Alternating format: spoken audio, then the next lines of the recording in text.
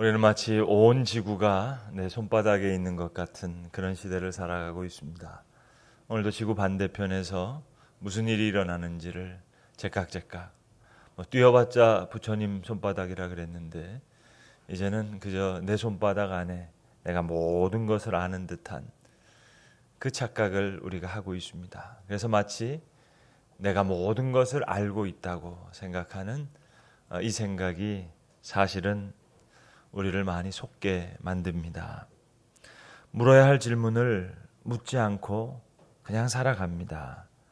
내 인생 어디서부터 와서 어디로 가는지 사실은 목숨 걸고 물어야 될 질문인데 그냥 대충 천국 가니까 오늘 뭐 또 열심히 살지. 그냥 그렇게 목숨 걸고 물어야 될 질문을 묻지 않으니까 나를 지으신 하나님이라고 말로는 고백하는데 사는 걸 보면 그저 내 인생 내가 살아갑니다. 막연하게 그저 내가 나지 뭐 그렇게 생각합니다. 내가 그냥저냥 나라고 생각하는 이 굳어진 생각이 얼마나 기가 막힌 어리석은 생각인지 미처 생각하지 못하고 살아가는 그것이 참 안타깝습니다. 그래서 자기 인생 자기 것이라고 생각해서 남과 비교하면서 시기하기도 하고 질투하기도 하고 또 그것으로 깊은 우울증에 빠지기도 하고 또 반대로 교만을 떨고 또 잘난 체하고 이 어처구니 없는 짓을 하는 그 모든 비극과 혼돈이 어디서부터 왔느냐? 바로 내가 나를 모르는 겁니다. 그러면서도 내가 나를 안다고 생각합니다. 자, 그렇다면 잃어버린 나를 어떻게 찾을 수 있을까요? 우리가 우리 자신을 어떻게 알 수 있을까요? 내 내면을 언제 한번 깊이 들여다보셨습니까? 언제나 환경과 상황 때문에 이리 바쁘고 저리 바쁘죠. 그런 바쁨 말고 집안도 돌아봐야 되고 아이들도 챙겨야 되고 이리 뛰고 저리 뛰는 게 너무 바빠요. 그런 바쁨 말고 내 내면을 들여다보면서 하나님이 내게 어떤 존재인지 또 나는 하나님께 어떤 존재인지 심플한 질문 같지만 이 두 질문만 제대로 물어도 우리의 인생은 송두리째 변화될 수 있습니다. 여러분, 아담의 후손으로 태어난 우리는요, 죄에 대해서는 이건 뭐 선천성 면역 결핍입니다. 후천성 면역 결핍이 아니고요, 선천성 면역 결핍입니다. 예수 믿고 구원받았다 하지만 죄 가운데 살아갑니다. 교역자도 예외가 아닙니다. 죄의 권세가 큽니다. 자, 성경은 인간을 어떻게 얘기합니까? 한 세대가 지나가고 다른 세대가 오면, 새로운 세대가 오면 정말 새로운 시대가 옵니까? 그 인간이 인간 안 바뀝니다. 창세기에 아담과 하와가 선악과를 따먹은 그 바로 다음에 나오는 이야기가 뭐죠? 그들의 아들들인 가인과 아벨의 이야기입니다. 가인이 아벨을 죽여요. 인류 최초의 살인이 존속살인이에요. 무슨 대선 치르면서 당으로 분열돼서 싸웠다는 얘기가 아닙니다. 전쟁하면서 죽였다는 얘기가 아닙니다. 이 시기와 질투 이걸 감당하지 못해서 가인이 동생 아벨을 때려 죽였습니다. 여러분, 하와가 싸늘하게 식어진 자기 아들의 시체, 아벨의 시체를 가슴에 품고 무슨 생각을 했겠습니까? 자기 아들 시체를 끌어안고 나서야 자기가 따먹은 선악과의 죄의 결과가 무슨 일인지를 알게 되는 거예요. 내가 너를 죽였구나. 찢어지는 비명소리. 그때 하와가 자기가 누군지를 알게 되는 겁니다. 아담은 어땠겠어요? 하와와 공모해서 선악과를 따먹었는데 이게 무슨 일인지 몰라요. 에덴 동산에서 쫓겨났는데도 땀을 흘리면서 정령 노동해야 된다 하는데도 노동하면서도 자기가 살아가는 인생이 무슨 생인지 모릅니다. 힘이 들고 수고는 하는데 뭐가 뭔지 몰라요. 근데 동생 죽이고 나서 펄펄 뛰고 있는 자기 아들 가인을 보면서 저 자식놈이 바로 아내 하와의 뱃속에서 10달 동안 있다가 아내 젖을 먹고 큰 그 아들입니다. 가인이 아벨을 죽인 게 아니에요. 너의 죄가 아니라 내 죄구나. 이 통곡과 회한과 비참함. 하와가 죽은 자기 아들 아벨을 끌어안고 울면서 아담이 자기 아들 죽인 그러면서 펄펄 뛰는 또 다른 아들 가인을 가슴에 품고서야 겨우 아담과 하와가 자기가 어떤 인간인 줄 알게 되는 겁니다. 여러분, 언제 성경을 앞에 놓고 내가 누군지 물어보셨습니까? 그냥 예배 잘 나오고 성경 좀 알고 헌금 좀 많이 드리고 그러면 제대로 사는 건 맞습니까? 여러분, 우리가 사는 이 생이 지금 이대로 하나도 안 바뀌고 덜도 말고 더도 말고 하나도 안 바뀌고 내 인격에서부터 내 신앙, 내 가족 이 상태 이대로 모든 조건 이대로 보존되다가 그대로 죽으면 되겠습니까? 그러면 충분하시겠어요? 태평성대를 누리시겠어요? 그러면 어떻게 하면 바뀌겠습니까? 이 세상 바꾸자고자 대통령 선거도 치르고 여러 사상이 등장하고 투쟁하고 어떨 때는 전쟁도 하고 혁명도 일으킵니다. 역사를 바꾸려고. 정말 바뀌려면 그 역사의 중심인 사람이 바뀌어야 되고 그 사람의 중심인 영혼이 바뀌어야 되는데 근데 사람이 안 바뀌어요. 정말 안 바뀝니다. 그러니까 왜 농담 삼아서 엄마가 딸 놓고 얘기하잖아요. 야, 너 나중에 시집가서 너랑 똑같은 딸 한번 낳아봐라. 그러면 내 마음 알 거다. 내가 젖을 먹여 키운 아이인데 그 아이도 안 바뀌는데 여러분 누가 누굴 바꾸겠어요? 죽을 뻔하다가 살아나면 바뀔 것 같은데 그렇지 않습니다. 그런데 여러분 내 존재를 바꿀 수 있는 질문이 있어요. 어떤 선교사님 설교 중에 들었던 실화입니다. 이 선교사님이 집회를 인도하는 가운데 만난 남자 청년인데 외모가 준수하고요. 이목구비가 뛰어나고 집안이 아주 좋은 집안이에요. 학벌도 좋고 유학까지 갔다 와서 스펙이 너무 좋아서 좋은 회사에서 최고의 회사에서 이미 스카웃까지 다 제안받은 이런 승승장구였어요. 여러분 이 정도 집안 건강 학벌 정도면 그런 갖춘 사람이 언제 한번 인생 자체에 대해서 진지하게 질문했겠습니까? 승승장구 나아가는데 근데 브레이크가 걸렸어요. 몸살기가 있어서 병원을 갔는데 큰 병원을 가라는 거예요. 큰 병원에 가봤더니 이상한 진단을 받아요. 아니겠지, 오진이겠지. 이 병원 저 병원 다 다녀봤는데 다 쉽게 똑같은 진단을 내주는 거예요. 그게 뭐냐면 시한부 시력입니다. 충격을 받은 거예요. 믿겨지지 않았어요. 6개월 시한부 시력. 그 다음에 시력을 잃는다는 거예요. 진단이 다 똑같아요. 그때부터 묻기 시작한 거예요. 종이를 가져다가 다 리스트업을 했어요. 그동안 자기라고 생각했던 것 종이에 다 적은 다음에 내 시력이 사라진 후에 내게 의미가 있을 일이 뭐냐. 직업? 그것도 땡. 학벌? 그것도 땡. 집안? 땡. 외모 땡. 지금까지 자기가 자존감이라고 생각했던 모든 것이 시력 하나 없어지는데 다 없어지더라는 거예요. 그래서 마지막으로 결혼까지 약속한 사랑하는 애인 약혼자에게 그렇게 자긍심이 대단했던 이 남자가 직접 만나서 이야기할 자신은 없어서 편지를 썼답니다. 자기 존재에 대해서 구걸과 같은 편지. 내가 이러이러한 상황인데 절박하게 그런데 내겐 너밖에 없다.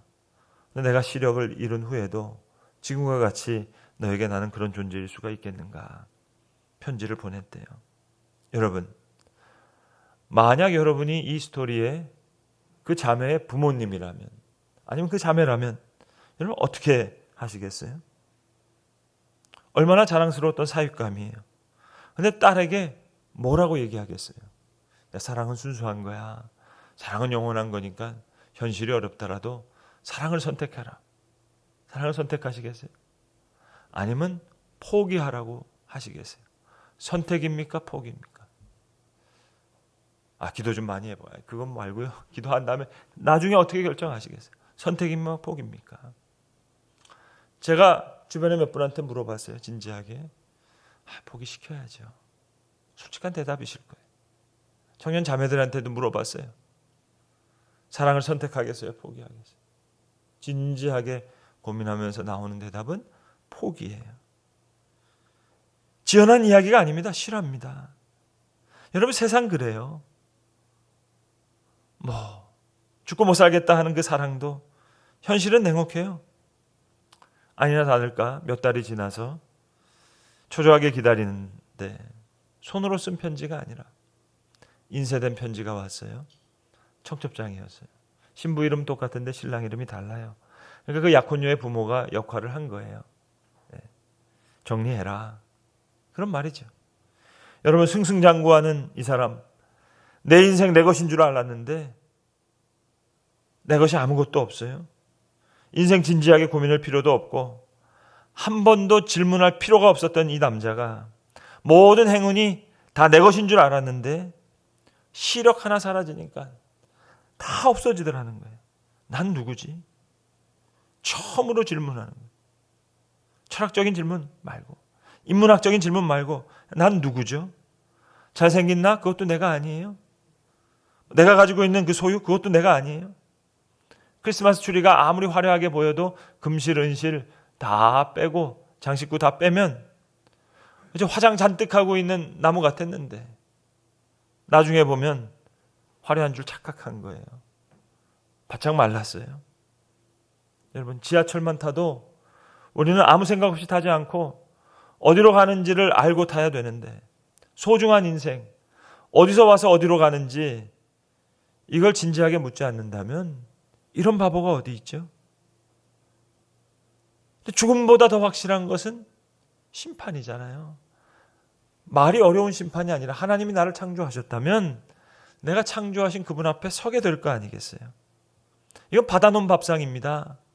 생일날보다 더 확실한 게 제삿날이에요. 그럼 내 생을 어떻게 살았는가 평가받겠죠. 근데 나는 나를 구원할 수가 없어요. 나는 선천성 면역 결핍이어서 죄 중에 살아간다고요. 그러면 나를 구원하실 예수 그리스도는 누구죠? 예수님께 나는 누구죠? 사실 이 질문이 내 삶을 바꾸는 거예요. 우리는 그냥 대충 교리적으로 알죠. 하나님이 세상을 이처럼 사랑하사 독생자를 주셨으니 누구든지 그 이름을 믿는 자마다 멸망치 않고 영생을 얻는다. 그 정도 알아요. 그런데 너희는 나를 누구라 하느냐? 사랑하는 아들아, 사랑하는 딸아, 너에게 난 어떤 존재냐? 너무 분명한 질문이죠. 오늘 본문에 하나님이 다 아신대요. 다 아신 그걸 고백해요. 나 앉고 일어섬을 아시고 눕는 것도 아시고 내 가는 길도 아시고 내 생각을 아시고 멀리서도 생각을 아시고 내 말의 혀를 아시고 하는 말도 아시고, 그래서 내가 하늘 끝에 가서 거할지라도 새벽 날개를 치며 저 바다 끝에 가서 거할지라도 하나님이 다 아신대요. 여러분, 다 아신다면 물어야죠. 다 아신다면서요. 근데 주님이라고 하면서 안 물으면 옛날 분들이 속된 말로 쓰는 말로 핫바지 아닙니까?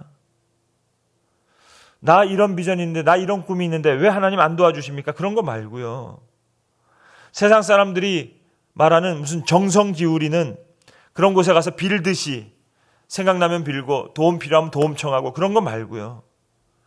이 질문을 진지하게 고민해 본 사람, 인생이 안 뒤집힐 수가 없죠. 사실 변화가 안 될 도리가 없죠. 교회는 복음이 약해서 흔들려 본 적이 없어요. 처음 시작부터 로마 제국이 스데반 죽이고 야고보 잡아 죽이고 유대교에서 생난리를 쳐도 연약한 그 120명으로 시작된 교회가요, 짓밟고 죽이고 털어버리려고 하면 없어져야 되는데 그렇지 않았어요. 이유는 간단해요. 예수 그리스도의 사랑이에요. 여러분, 그러면 가장 위대한 복음이 뭡니까? 내 인생 성공하는데 하나님이 조금 도움 주신 거 그거예요? 내 자녀가 잘 되는데 하나님이 도와주셔서 그거 감사하는 거예요? 물론 감사하겠지만 어려운 코로나 시대에 그래도 사업 지켜주신 거 그게 감사합니까? 여러분, 오늘 우리가 시편 139편을 읽었어요. 너무 유명한 시편입니다. 너무 감동적인 시편입니다. 그러나 여러분, 사실 이 다윗의 시편 139편을 뛰어넘는 시편을 우리가 써야 돼요. 다윗, 물론 하나님에 대한 귀한 신앙이 있었죠. 그러나 다윗 십자가의 사랑을 모르잖아요. 그럼 십자가의 사랑을 아는 우리는요, 더 귀한 감사를 올려드려야 되는 거 아닙니까? 여러분, 다윗은 목동이었어요. 제가 짐작컨대 다윗은 이새의 본부인의 아들이 아닌 것 같아요. 혼의 자식이었어요. 그러니까 말죄였죠. 사무엘이 와서 왕을 삼으려고 하는데 다윗은 그 자리에 없어요. 엄마는 죽고 이새 집에 들어왔는데 눈칫밥만 먹어요. 아버지 이새한테 와서 얘기합니다. 아버지, 내가 좀 양을 치면 안 될까요? 하루 이틀 양을 치는 게 아니에요. 몇 달씩 돌아다니는 거예요. 근데 그게 더 낫겠어요. 근데 양을 치면서 양을 보니까 목자가 있는 게 너무 부러워요. 하나님은 나의 목자시니 내가 부족함이 없으리로다. 오늘 본문에서도 내가 그냥 안 태어나면 좋았을 그런 존재였던 것 같은데 내 모친의 태중에서 주께서 나를 지으셨습니다. 그걸 감사하고 있어요. 우리는 그냥 좋은 부모 만나고 그래서 비빌 언덕이 있으니까 처절하게 우리를 생각하지 못하는 경향이 좀 있는 것 같아요. 존재론적으로 처절한 목마름이 없어요. 근데 다윗은 하나님이 자기를 지으셨다는 거예요. 모태 속에 하나님께서 내 장부를 지으신 것이 기묘하시다는 거예요. 너무 감사해요. 상상도 못할 방식으로 하나님이 개입하신다는 거예요. 하늘 끝에 가서 거할지라도, 새벽 날개를 치면서 바다 끝에 가서 거할지라도 하나님께서 거기서도 나의 삶을 인도하시는 거예요. 다윗이 감격하죠. 그러나 우리는 사실 다윗이 모르는 십자가의 사랑을 알잖아요. 어마어마한 어떤 신학적인 지식이 아니라 요한복음 3장 16절에 나오는 내가 너를 사랑한다. 여러분, 천지를 창조하시는 신이 계시다는데 만약 그분이 70억 중에 한 사람인 나를, 바다의 모래사장에 있는 모래알보다 작은 나를 사랑하신다는 거예요. 예수를 믿고도 구원받으면서도 이렇게 죄악 속에 살아가고 있는데 선천성 면역결핍증에 걸린 사람처럼, 그런데 그 비참한 우리에게도 다시 찾아오셔서 난 너를 사랑한다. 난 너를 한 번도 부끄러워해 본 적이 없다. 사랑하는 아들을 대신 잡아서 나를 사랑하신대요. 여러분, 소설이라도 말이 됩니까? 말이 안 되는 이야기잖아요. 천지를 창조하신 하나님께서 나를 아신다고만 해도 감사한데, 내 이름을 불러주신만 해도 감사한데, 사랑하는 아들을 대신 잡아서 나를 살리시겠대요. 대신 생명을 내어줄 만큼 넌 소중한 놈이다. 내 전부다.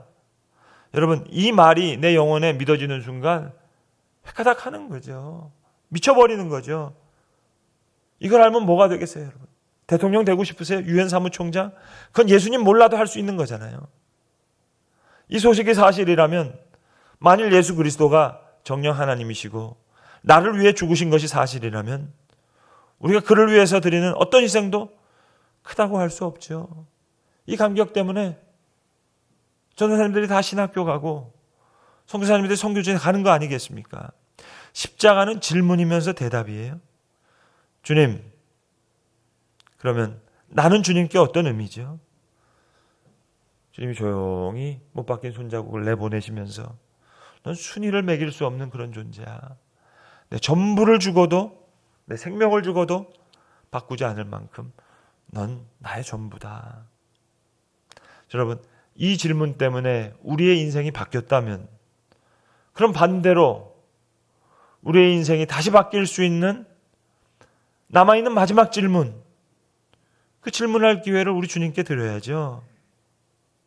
사랑하는 딸아, 사랑하는 아들아, 그렇다면 나 예수는, 십자가의 예수는 그렇다면 너에게 무슨 의미냐? 여러분 뭐라고 대답하시겠습니까? 예수 믿는다는 것, 예수 믿는 가정에서 태어나서, 모태 신앙에서 태어나서 성경 좀 알고 예배 안 빠지고 헌금 좀 하고 그런 것 말고요. 내 존재의 고백. 여러분 천국에서 우리가 어떤 예수님을 만날까요? 영광스러운 예수님이요? 그 영광의 실체? 글쎄 감당이 잘 안 될 것 같은데요. 가장 아름다운 예수님의 모습이 뭘까요? 내가 널 너무 사랑해서 난 너를 위해서 죽었다. 십자가의 상처. 그래서 요한계시록에는 천국에 있는 예수님을 어떻게 소개하느냐? 일찍 죽임당한 어린 양이에요. 여러분, 십자가는 여기에서만이 아니고 천국에서도 가장 귀한 선물이에요. 여러분, 천국에서 십자가보다 더 귀한 선물이 있을 것 같으세요? 십자가는 여기서도 가장 귀한 선물이고 천국에 가서도 가장 귀한 선물이에요. 가장 완전한, 가장 나를 빛나게 하시는 거룩함 자체이신 하나님께서 추잡한 영혼을 신부처럼 받아들이려고 우리를 선택하시고 사랑하시는 아들을 내어주시면서 내가 죽어야 할 자리에 그를 죽이시고 이제 내가 사는 것이 아니라 내 속에 있는 그리스도가 사는 것이라 하시는 것. 천지창조와는 비교도 안 되는 기적이죠. 오병이어와는 비교도 안 되는 기적이죠. 여러분 뭘 자랑하시겠어요? 뭘 감사하시겠어요? 기독교는 어떤 전통도 아니고 세력도 아니고 선물도 아니에요. 가장 존귀하고 나를 가장 빛나게 하는 선물. 너 때문에 내가 죽었다. 순서를 매길 수 없을 만큼 귀한 존재다. 내 인생이 어디로부터 와서 어디로 가죠? 내가 예수님께 어떤 존재죠? 그것으로 내 인생이 바뀌었다면 내 인생, 내 믿음 다시 바꿀 수 있는 마지막 남은 유일한 질문, 주님께 질문할 수 있도록 내드려야죠. 그렇다면 나 예수는 너에게 어떤 의미냐? 주님이 나의 전부입니다. 바쁜 일 생기면 그냥 깜빡 잊고 몇 달 살아도 되는 그런 분이세요? 직장 하나만 생겨도 뒤에 숨길 수 있는 그런 분이세요? 예수님 우리 부끄러워해 본 적이 없는데, 예수를 믿고 구원 받았다고 하는데도 그 후에도 그 죄 가운데 살아갈 때도 사랑하는 내 아들아, 사랑하는 내 딸아 이렇게 말씀하실 수 있는 그런 주님. 그러면 그 주님은 우리에게 누구시죠? 무슨 의미죠? 너절한 나를 변명하는 것 말고 고귀한 복음을 그저 싸구려로 만들어 놓은 것, 지금까지 해온 것으로 충분하잖아요. 최고의 경배와 최고의 감사를 받으시기에 합당하죠. 오늘 다윗의 시편 139편은 너무너무 귀한 시편이에요. 제가 너무너무 좋아하는 시편이에요. 모든 영광을 하나님께 드리고 있어요. 그러나 사실은 더 높은 감사를 주님께 드려야 돼요. 십자가의 사랑 앞엔 이 뛰어난 다윗의 시편도 사실 고개를 숙여야 하고 무릎을 꿇어야 합니다. 이 시편, 다윗의 놀라운 시편이지만 사실 이거보다 더 뛰어난 시편, 감사를 우리가 올려야죠. 오늘 다윗이 맨 마지막에 다 아신다고 하면서 뭐라고 얘기하죠? 하나님 나 앉고 일어섬을 하시고 내 눕는 것을 하시고 내 모든 길을 하시고 생각을 하시고 멀리서도 하시고 다 아시는데 맨 마지막에 하나님 나를 살피사 내 마음을 아시며 나를 시험하사 내 뜻을 아옵소서. 내게 무슨 악한 행위가 있나 보시고 나를 영원한 길로 인도하소서. 다 털어내서 악한 마음 시험으로 다 털어내서 영원한 길로 인도하소서. 내가 앉고 일어섬도 하시고 눕는 것도 하시고 내 생각도 하시고 멀리서도 다 하시는데 내 행위를 아시고 내 혀의 말도 다 아시는 그 주님께서 내게 무슨 악한 행위가 있나 보시고 다 털어내셔서 나를 영원한 길로 이끄소서. 이러한 믿음의 고백이 우리의 고백이 되기를 빕니다. 기도하겠습니다. 아버지 하나님, 오늘 우리가 너무나 익히 잘 알고 있는 시편 139편의 말씀을 읽었습니다. 너무 감동적인 말씀이고 눈물 날 정도로 다윗의 믿음과 감사를 고백한 시편이지만 주님, 더 높은 감사를 주님께 드리기를 원합니다. 십자가의 사랑 앞에선 이 뛰어난 다윗의 시편도 고개를 숙여야 하고 무릎을 꿇어야 할 터인데 주님의 사랑을 받은 저희가 더 높은 감사와 최고의 존귀와 영광을 주께 올려드릴 수 있는 주님, 그 영원한 길로 인도받는 주의 자녀들 되게 하여 주시옵소서. 우리 주 예수 그리스도의 이름으로 기도합니다.